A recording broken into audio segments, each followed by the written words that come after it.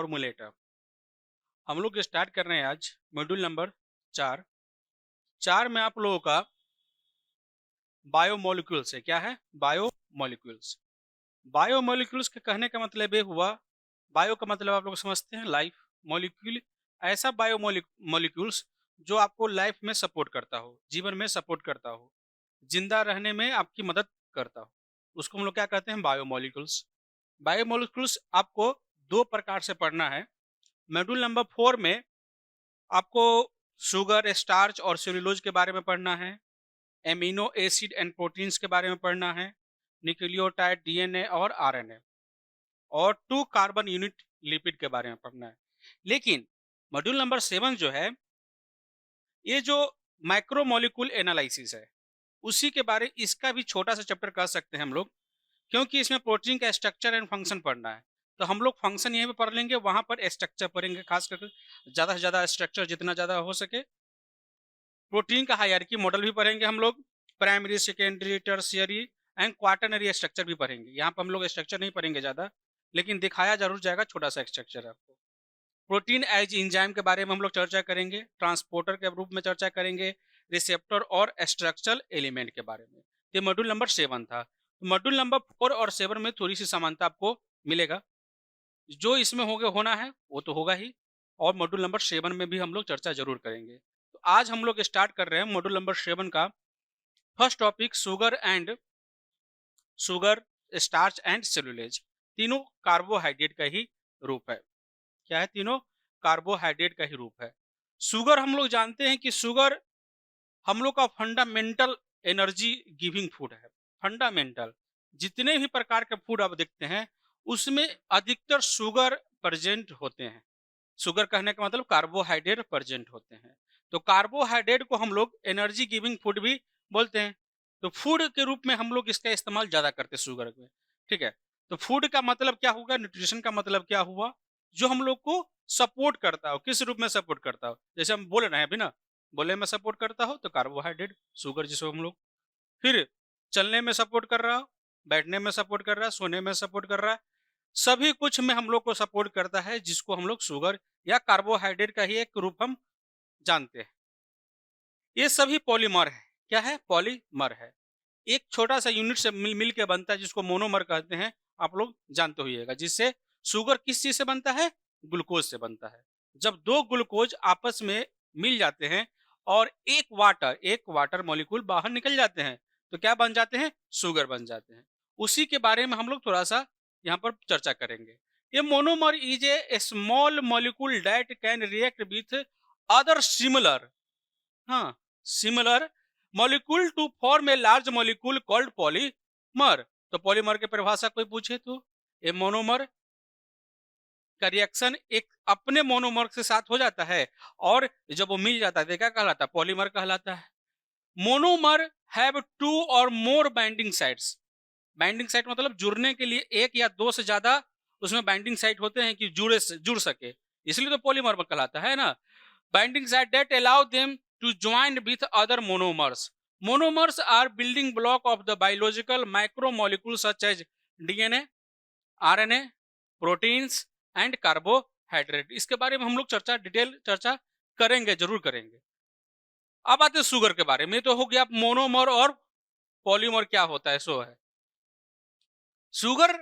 Sugar का मतलब चीनी ना, एक फ्रेंच वर्ड है सक्रास, उसी से बना हुआ है।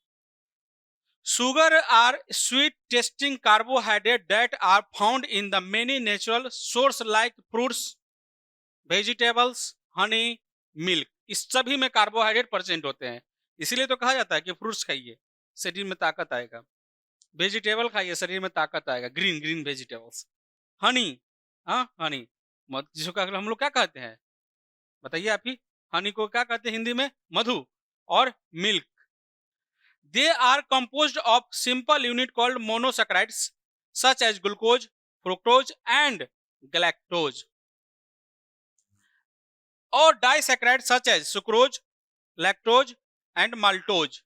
तो कोई पूछे आपसे कि मोनोसैकेराइड कौन कौन है, तो ग्लूकोज है, फ्रुक्टोज है एंड गैलेक्टोज है। वही डाइसैकेराइड, डाइसैकेराइड का मतलब क्या हो गया? दो मोनोमर से वो मिल के बना हुआ है, सुक्रोज, लैक्टोज और maltose.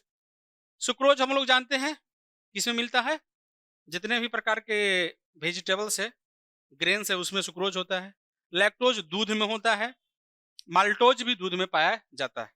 Sugars are use in the food for sweetness. Sweetness मिलाने के लिए हम लोग काम करते हैं ना, जैसे चीनी दूध में मिला के पी लेते हैं, तो एक प्रकार का क्या हो गया वो। तो sweetness, texture and flavour, flavour भी और प्रिजर्वेशन भी हम लोग करते हैं। मुरब्बा हम लोग सबसे बढ़िया एग्जांपल इसका दे सकते हैं। प्रिजर्वेशन में अगर कोई कहे कि चीनी में डुबाकर कैसे लिखाएगा ये,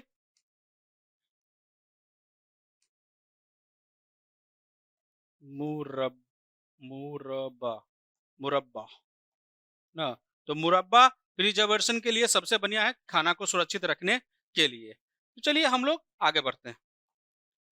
शुगर, शुगर जो है हम लोग को दिखने में किस प्रकार से लग सकता है, ये उजला शुगर भी दिखने को मिल सकता है, ब्राउन और गुड़ के रूप में भी हम लोग इस्तेमाल कर सकते हैं। शुगर क्लॉकवाइज, क्लॉकवाइज में से जैसे कि घड़ी घूमती है, व्हाइट रिफाइंड है, अनरिफाइंड है, अनप्रोसेस्ड है और ब्राउन है। तो अनप्रोसेस्ड केन मतलब क्या हुआ, मीठा, जो हम लोग खेत में तैयार करते हैं, मीठा को पेर कर और उसका मीठा बना लेते हैं और हम लोग इसका इस्तेमाल करते हैं। सबसे शुद्ध रूप अगर कार्बोहाइड्रेट शुगर का देखा जाए तो यही रूप है। इसमें कोई बीमारी, जैसे कि किसी को डायबिटीज है तो वो भी खा सकता है, इसमें कोई प्रकार की बीमारी हम लोग इसमें सामना नहीं कर सकते। अगर इसका बात किया जाए कि अगर आप शुगर का डायग्राम देखना चाह रहे हैं तो शुगर का डायग्राम है, देख लीजिए, शुगर का डायग्राम है ये। तो शुगर का डायग्राम अगर हम लोग बनाने की कोशिश करें तो किस प्रकार से बनाएंगे, देख लीजिए। सबसे पहले कि शुगर का केमिकल फॉर्मूला किस प्रकार से निकालते हैं, उसको याद रखना बहुत मुश्किल होता है ना। ये जो C12H22O11 किस रूप से निकालेंगे, C6H12O6। एक और रख लेते वही C6H12O6, इसको रिएक्शन करवा दिए क्योंकि आपस में जुड़ता है ये। तो देख लीजिए, ये 6 और 6 कार्बन है तो कितना हो गया, 12 कार्बन 12, 12 और 12 24 होना चाहिए। लेकिन अभी क्या हम बोले हैं कि एक वाटर लेफ्ट हो जाता है, एक वाटर निकल जाता है, बाहर निकल जाता है। तो ये 12 और ये 12, 12 12 दूना 24 और 2 वाटर निकल गया है तो H कितना हो जाएगा, 22 हो जाएगा। और एक O बाहर निकला हुआ है तो 6 ऑक्सीजन और 6 ऑक्सीजन तो 12 ऑक्सीजन तो O 11। इस रूप से आप निकाल सकते हैं। ये आपका शुगर का केमिकल क्या कहते हैं स्ट्रक्चर हो गया। Biopolymer of sugar are common in nature through photosynthetic plant produce glyceraldehyde 3 phosphate G3P। ये हम लोग जो क्रेब साइकिल पढ़ेंगे प्लांट फिजियोलॉजी में, जब आगे हम लोग बढ़ेंगे उसमें ये आपको मिलेगा। A phosphated 3 carbon sugar that use in the cell to make monosaccharide glucose, क्या glucose as the cane and beet sucrose का निर्माण हुआ। जो हम लोग चीनी खाते हैं सुक्रोज ही खाते हैं। तो देखिए, 2 ग्लूकोज से मिलके बन रहा है, क्या बन रहा है, 2 ग्लूकोज से मिलके बन रहा है। 2 ग्लूकोज जैसे ही मिला तो क्या बन जाएगा, ये डाइसैकेराइड, जो हम लोग इस्तेमाल करते हैं डाइसैकेराइड। अब आगे आते हैं,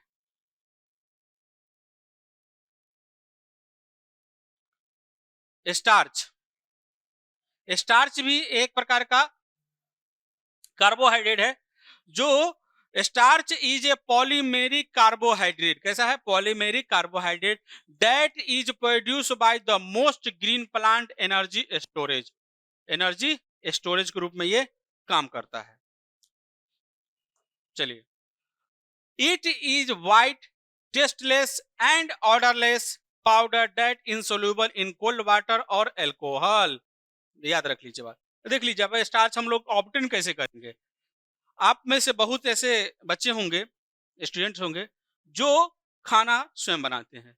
जैसे ही आलू आप काट रहे हैं, ठीक है, तो पहले आलू को धोइए और फिर काटिए, या छिलका छीलना है तो छील लीजिए और फिर आलू से काटिए, और देखिएगा चाकू पर एक उजला उजला कलर का आ जाएगा, वही स्टार्च है। उसको चाकू पर से उंगली में लगाइए और जीभ पर रख लीजिए, टेस्टलेस होगा, ऑर्डरलेस होगा, उसमें कोई दुर्गंध भी नहीं आता।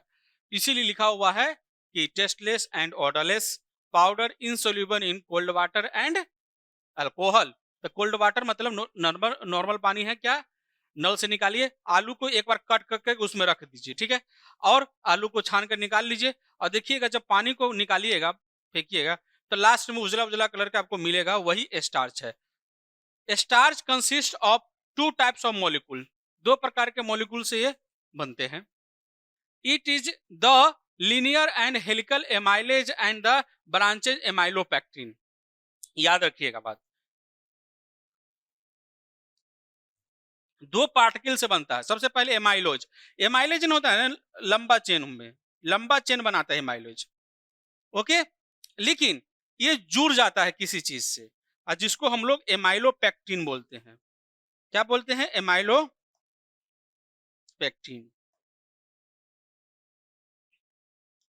अगर सीधा है, सीधा है तो एमाइलोज कहलाएगा, सीधा है तो एमाइलोज कहलाएगा।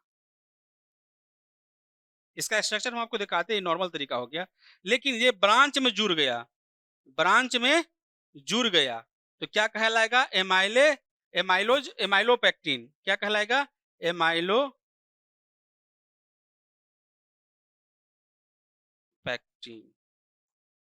Okay, amylopectin.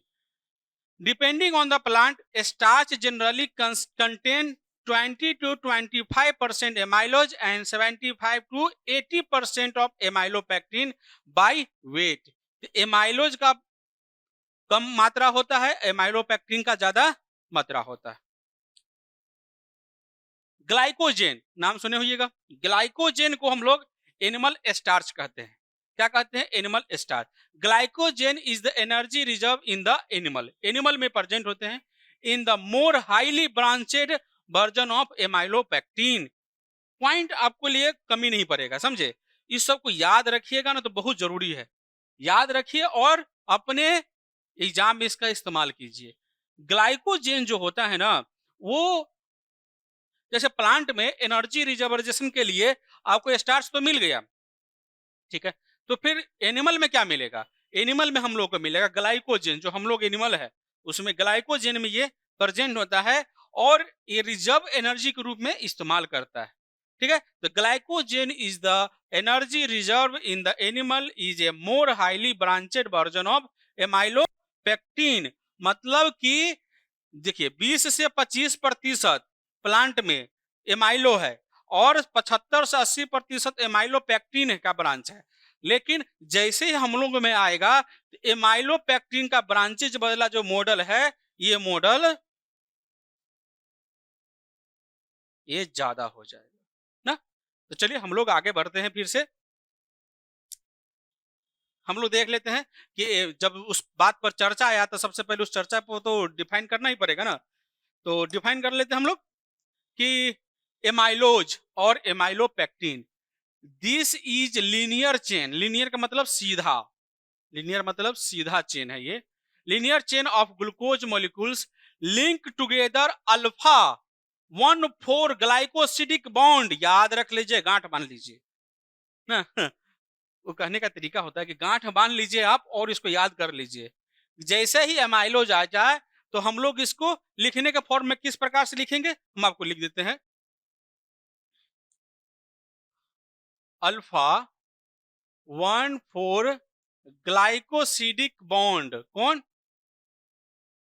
Glycosidic bond. Glycoside alpha 1,4 glycosidic bond के द्वारा एमाइलोज जुड़ा होता है। मतलब एक मोनोमर दूसरे मोनोमर को जो जोड़ता है वो बॉन्ड का नाम क्या है?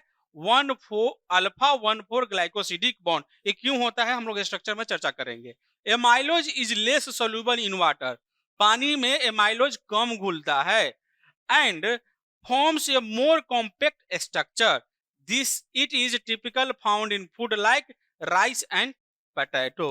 तो राइस और पोटैटो में एमाइलोज की मात्रा थोड़ा ज्यादा हो जाएगा। जो 20 से 25% जा रहा है तो मतलब 25% होगा, 20% नहीं होगा। अब आते हैं एमाइलोपेक्टिन। एमाइलोपेक्टिन ब्रांच्ड है। कैसा है? ब्रांच्ड है।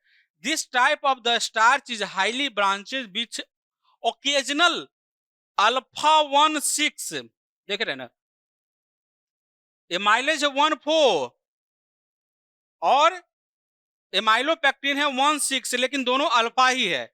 Alpha 1,6 glycosidic bond addition in the alpha 1,4 glycosidic bond किससे जुड़ा हुआ है? अल्फा 1,4, इसमें ये भी रहेगा। Amylopectin is more soluble in water and forms more open branched structure. It is commonly found in the food like wheat and corn. देख रहे हैं ना, तो वाटर सोल्यूबल ये ज्यादा है, इसीलिए रोटी को खाना बहुत ही जरूरी होता है, क्योंकि ये पानी में घुलने वाला कार्बोहाइड्रेट है। पानी में घुलेगा और आपको यूरिन के द्वारा पास आउट हो जाएगा। लेकिन राइस और पोटैटो में जो होता है उसमें एमाइलोज ज्यादा होता है, जो वाटर में कम घुलता है। इसका स्ट्रक्चर हम लोग देख लेते हैं। यहां पर स्ट्रक्चर है आपका, देखिए नंबर इसमें लिखा हुआ है। कार्बन 6 कार्बन का यूनिट रहता है। कितना कार्बन का? 6 कार्बन का। तो 6 कार्बन देख लीजिए यहां पर, 1 2 3 4 5 और 6। ठीक है, देखिए अब 1 से ऐसे जुड़ा हुआ है, किस पोजीशन पर से जुड़ा हुआ है? 4 से, तो 1,4 अल्फा 1,4 ग्लाइकोसिडिक बॉन्ड किस में हो गया ये? तो ये जो चेन देख रहे हैं, ये पूरा पूरा को चेन देख रहे हैं, ये एमाइलोज का चेन देख रहे हैं। किसका देख रहे हैं? एमाइलोज को। हम लोग उसमें इसको शामिल नहीं करेंगे, एमाइलोज का चेन हो गया। किसका चेन हो गया ये? एमाइलोज का। ठीक है, अब देख लीजिए अभी क्या पढ़े हम लोग, जस्ट इसको रिवाइज करते हैं एक बार कि एमाइलोपेक्टिन में अल्फा 1,6 बॉन्ड के साथ साथ क्या आ रहा है? Alpha 1,4 glycosidic bond.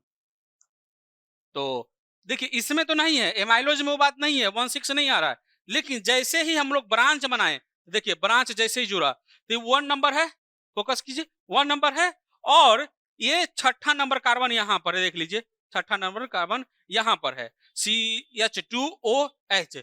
जैसे ही जुड़ा तो 1 से और 6 से जुड़ा तो क्या बन गया? 1,6 ग्लाइकोसिडिक लिंकेज। और ये इस लिंकेज का नाम क्या हो जाएगा? Alpha 1,4 glycosidic linkage. हम लोग पूरा इसको मिटा देते हैं, पहले याद रखिएगा।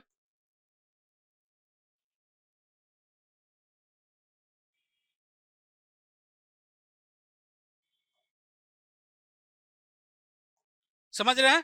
तो ये जो बीच में है तो 1,4 वो अल्फा 1,4 ग्लाइकोसिडिक बॉन्ड है या लिंकेज है, और 1 और 6 कार्बन के बीच में जुड़ा अल्फा 1,6 ग्लाइकोसिडिक लिंकेज या bond. Structure of amylopectin B fraction. तो ये आपका स्ट्रक्चर हो गया किसका? स्टार्च का, फुल्ली स्टार्च का। लेकिन आपसे कोई पूछे कि हमको एमाइलेज का खाली स्ट्रक्चर बना के दिखाइए, तो सिर्फ ये 2 बना दीजिएगा, ये एमाइलेज का हो गया, जिसमें से कार्बन 6 वाला यहाँ पर ओ रहना चाहिए, और एक कार्बन ये जो बॉन्ड देख रहे हैं यहाँ पर फ्री है, ऑक्सीजन के साथ कैसा है? फ्री है, तो फ्री ग्रुप में रखिएगा। पैक्टिन एमाइलोपेक्टिन का बनाना है तो ये पूरा आपको बनाना पड़ जाएगा। तो ये किसका हो गया? स्टार्च का आपका काम हो चुका है। हम लोग सेलुलोज के बारे में आते हैं। सेलुलोज हमारे जीवन में उपयोग होने वाला सबसे जरूरी में से एक कार्बोहाइड्रेट है। सेलुलोज हम लोगों से निर्माण नहीं होता है, सबसे पहला बात, ये सिर्फ प्लांट में होता है, सिर्फ प्लांट और प्लांट। ये कहीं नहीं पाया जा सकता है प्लांट के सिवा। अगर कहीं पाया जा रहा है तो उसमें कुछ स्ट्रक्चर में अंतर है या उसका नाम कुछ अलग होगा, लेकिन सेलुलोज बनता है सिर्फ प्लांट में। प्लांट का जितने भी कठोरतापन आ रहा है, जितने भी कठोर होते हैं प्लांट, तो सब सेलुलोज के कारण ही होते हैं। सेलुलोज से एक चीज बनता है सेलवाल, हम लोग चर्चा कर चुके हैं। तो सेलुलोज से लेकिन कहिएगा सर फंगी में भी तो सेलुलोज क्या होता है? सेलवाल होता है। तो फंगी में हम लोग चर्चा कर चुके हैं। काइटिन नामक पदार्थ से उसका क्या बनता है? काइटिन, CHI TIN, काइटिन से बनता है फंगी में सेल वॉल। तो हम लोग इसकी चर्चा कर चुके हैं, मॉड्यूल नंबर 2 में आप जाकर इसका स्टडी कर सकते हैं। तो cellulose is a complex carbohydrate और पॉलीसेकेराइड, पॉलीसेकेराइड है ना, that is one of the primary structural component of the cell walls of plants, plant के सेल वॉल का सबसे महत्वपूर्ण हिस्सा है। It is one of the most abundant organic compound on the earth and serves crucial role both plant kingdom and various industrial application। पूरा दुनिया में सबसे ज्यादा कार्बोहाइड्रेट अगर पाने जाने वाला है तो सेलुलोज है ना। सेलुलोज अब क्यों है? क्योंकि जितने भी प्लांट आप देख रहे हैं सभी में सेलुलोज प्रेजेंट है। जो भी प्लांट का कोई भी सेल देख लीजिए, सभी में सेलुलोज, हर एक सेल में सेलुलोज, क्योंकि हर एक सेल में क्या है? सेल वॉल है। अब मोस्ट अबंडेंट मतलब सबसे ज्यादा पाया जाने वाला ऑर्गेनिक मैटर। अब आगे आते हैं, अब प्लांट में रोल इसका क्या होगा भाई? प्लांट में इसका रोल क्या होगा उसके बारे में भी तो चर्चा करना पड़ेगा ना।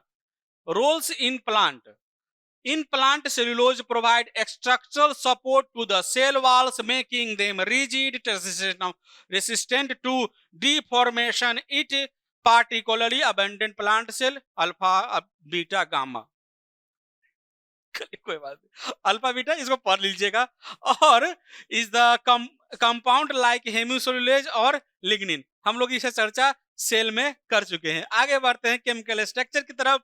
The cellulose is made of the linear chain of the glucose, किससे बना हुआ? ग्लूकोज से। And link together beta 1,4 glycosidic bond. देख लीजिए ना, बॉन्ड का नाम चेंज हो रहा है, बॉन्ड का नाम चेंज हो रहा है। जैसे कि हम लोग स्टार्च में क्या पढ़े थे? अल्फा 1,4 ग्लाइकोसिडिक, 1,4 ग्लाइकोसिडिक, लेकिन इसमें बीटा है। बीटा क्यों है उसका चर्चा करेंगे। Beta 1,4 glycosidic bond unlike a starch which consists of alpha 1,4 glycosidic bond than the beta 1,4 linkage in the cellulose give distinct structural and properties। थोड़ा सा इसमें चेंज होने वाला है, क्योंकि हम लोग स्टार्च और सेलुलोज में अंतर कर सकते हैं। सबसे पहला बात, सेलुलोज हम लोग पचा नहीं सकते हैं। सेलुलोज कितनों खाएंगे, सभी अनडाइजेस्टेड फूड के रूप से बाहर आ जाता है, इसीलिए हम लोग खाना में इसको इस्तेमाल करते हैं। सिर्फ क्यों करते हैं? पेट भरने के लिए। जो भी प्लांट खा रहे, जैसे पालक के साग खा रहे ना, तो पालक के साग पूरा में पूरा उसमें सेलुलोज है बहुत, जैसे खाएं उसी प्रकार से।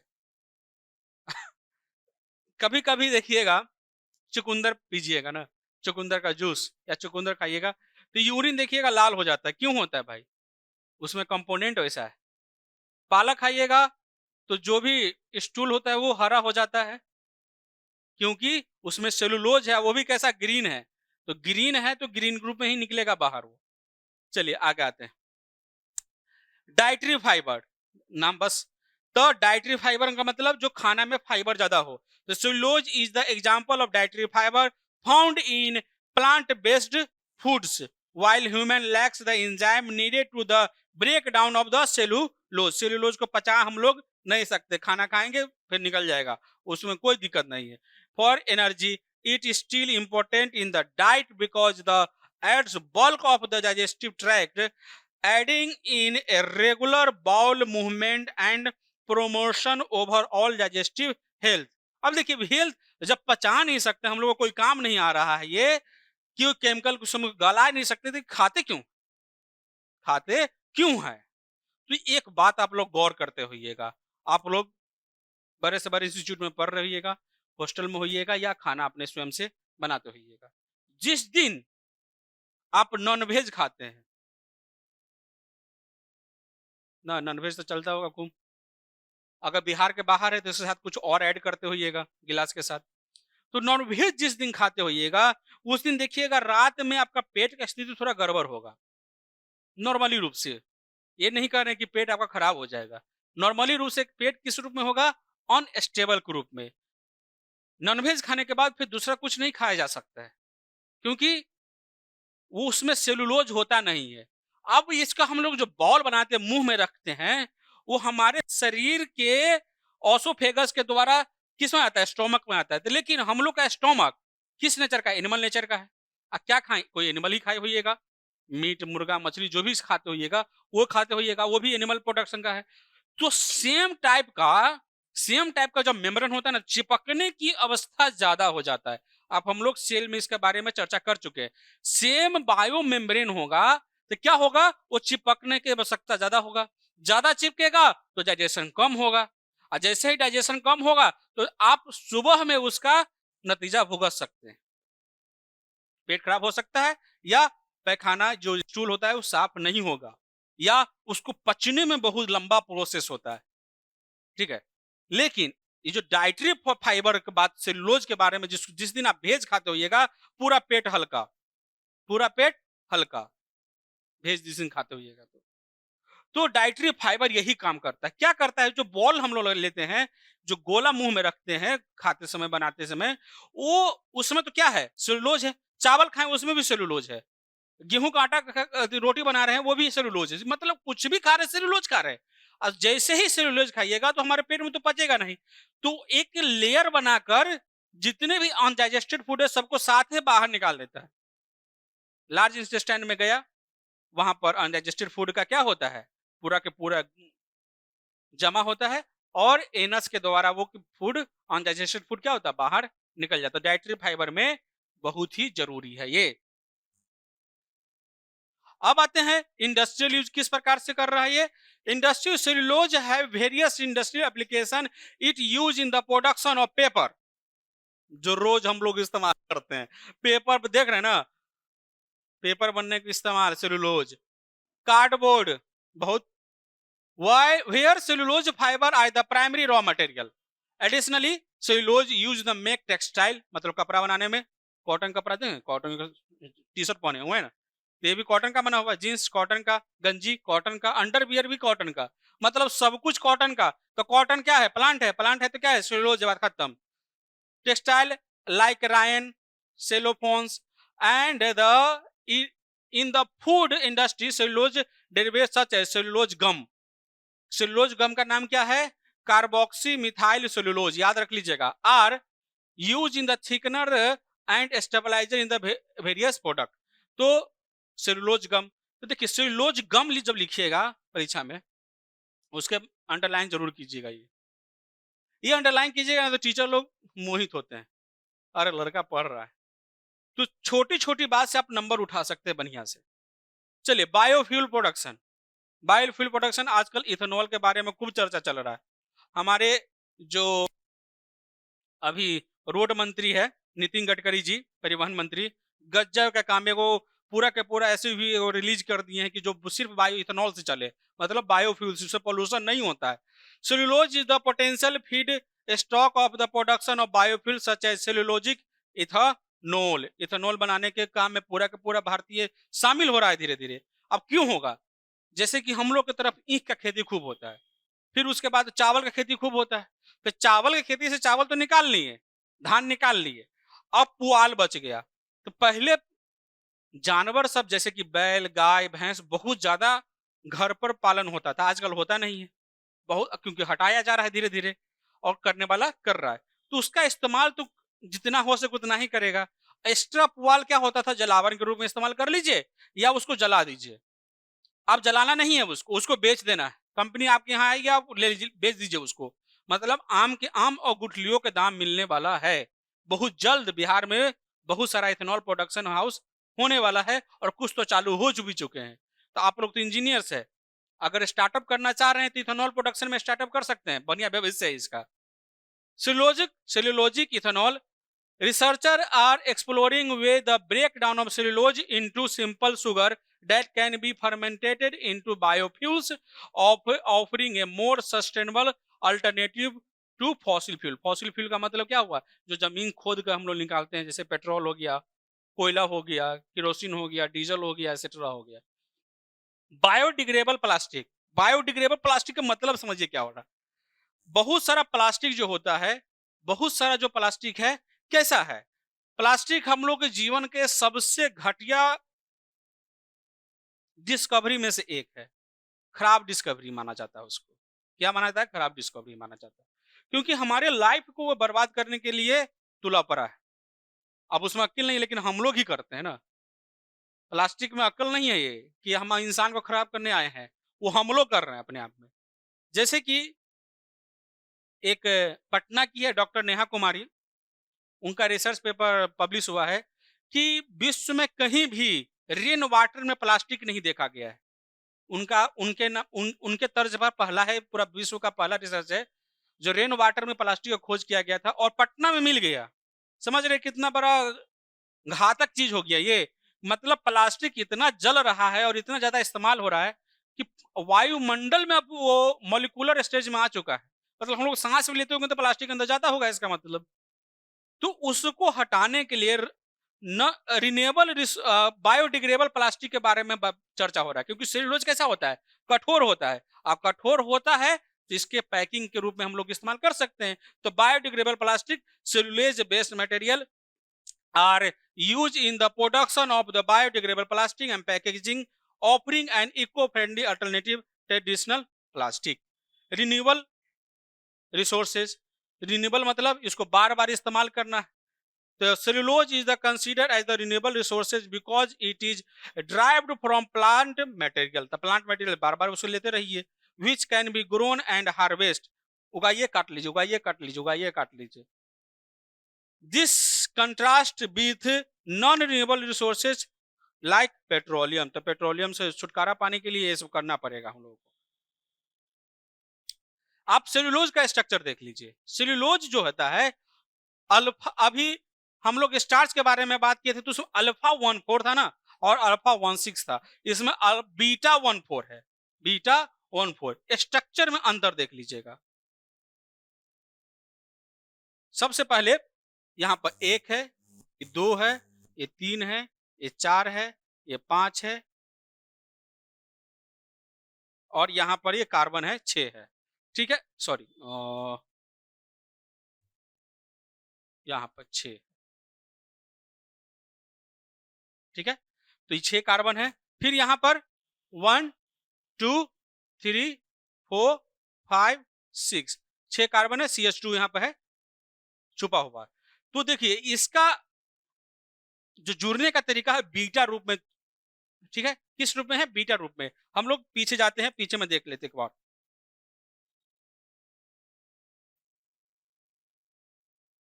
देखिए इसका जुड़ाव का तरीका देख लीजिए और इसके जुड़ाव का तरीका देख लीजिए आप, अलग। इसीलिए कैसा है? अल्फा 14 1 और 4, 1 4 के बीच में ये बॉन्डिंग बन रहा है, तो सेलुलोज कहलाएगा। Cellulose beta glucose monomer. Monomer हम लोग जानते हैं किसे? ग्लूकोज से बना हुआ है, तो मोनोमर ही भी इसका स्ट्रक्चर यहां पर है। ओके, तो ये हम लोग का आज का जो मॉड्यूल 4 है उसमें से शुगर, स्टार्च और सेलुलोज के बारे में चर्चा हो चुकी है। होप है कि आपको हम बढ़िया से समझा सके। और कोई आपको दिक्कत है तो सवाल चैट बॉक्स में जाके पूछिए। तब तक के लिए आपको धन्यवाद। नमस्कार, जय हिंद।